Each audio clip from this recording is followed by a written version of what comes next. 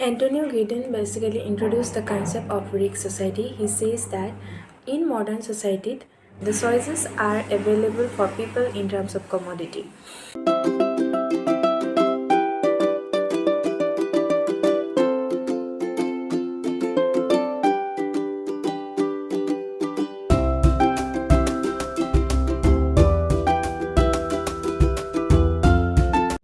Anthony Gidden basically uses the concept of rigged society in sociology.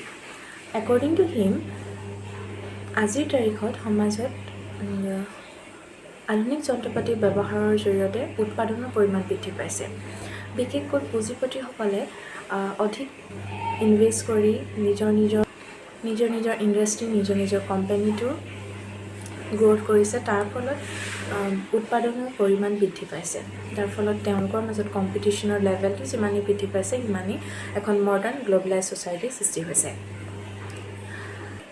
উৎপাদনৰ পৰিমাণ বৃদ্ধি হোৱাৰ পিছত যিকোনো ধৰণৰ সামগ্ৰী বজাৰত এভেইলেবল হৈছে আৰু সাধাৰণ মানুহখিনিয়ে নিজৰ চইচেছ অনুসৰি নিজৰ পচন্দ অনুসৰি যিকোনো বস্তু বজাৰৰ পৰা কিনিব পাৰিছে, ল'ব পাৰিছে। চ' একৰ্ডিং টু কিডেন ইয়াৰ ফলত মানুহে যিকোনো বস্তু সহজে এভেইলেবল হোৱাৰ বাবে মডাৰ্ণ ছ'চাইটিত ৰিস্ক ছ'চাইটি বৃদ্ধি পাইছে।